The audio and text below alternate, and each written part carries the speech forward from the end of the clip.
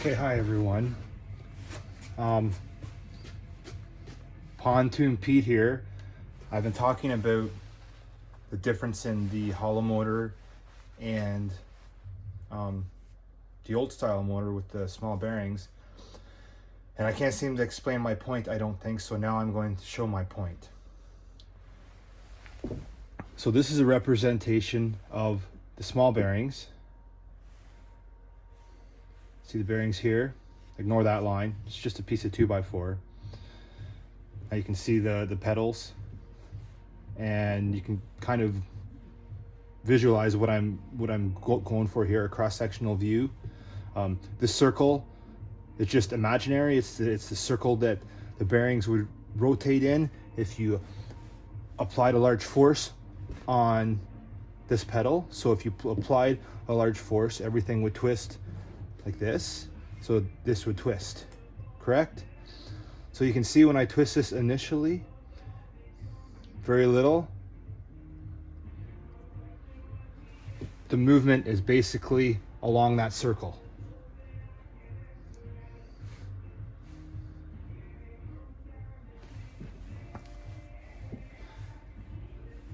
So now you can see that the load, even if it shifts very little, right? But it does move. So the movement is on this plane. So mostly up and down, but a little bit left to right. Makes sense? Now this represents the new style of hollow motor. Makes sense? Now the same movement here moves the bearings like this, correct? So now any small movement in the bearings, the majority of it isn't up and down, it's left to right. Not only is it left to right, now some movement here results in way less movement here outwards.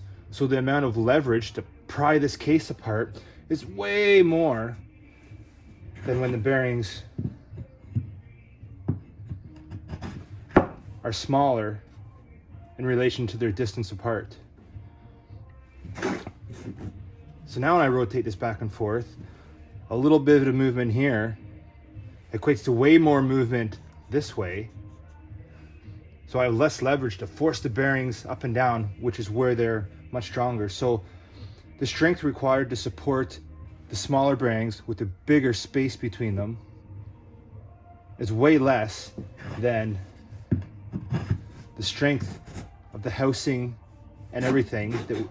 The strength of the housing has to be way stronger to support the increase in leverage that this style with this hollow motor creates with the small gap between the bearings in relation to their diameter. So now you've got all movement back and forth this way,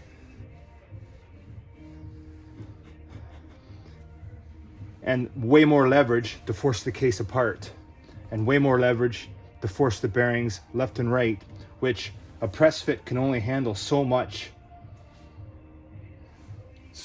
force. So to strengthen the case, I don't know how much stronger you would need to make it, as well as how much of a tighter press fit you'd need. Like, doesn't really make sense to me.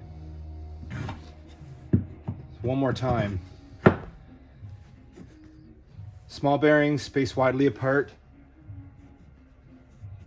The movement is on this plane. The slight movement that there is, just by stepping on it and doing things, would be just that little bit of movement. Now we switch to the new style bearings, and that new movement is now on this plane. For any little movement you get,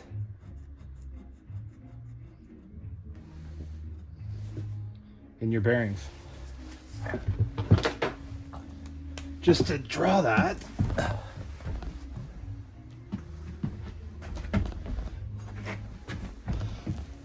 oh, whoops. So here, that would be basically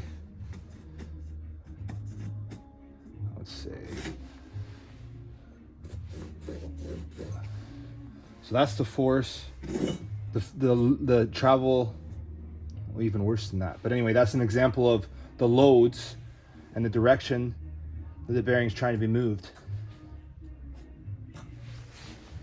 With the big bearings, which is, this is just a representation. This isn't actual proportionally the way it is. It just shows that when you move bearings closer together, the force that's applied to them, torsional force, is different than if they're further apart. So now here,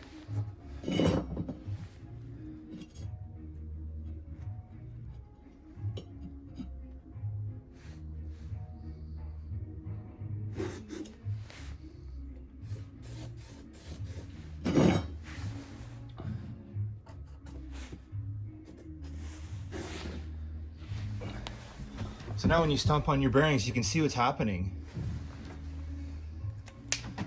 Sorry, when you stomp on a pedal,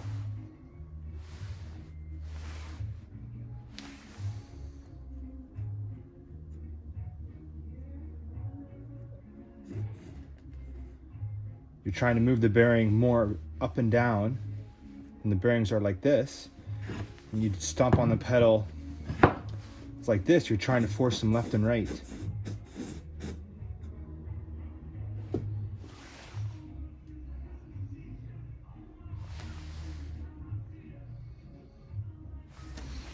I think that makes sense.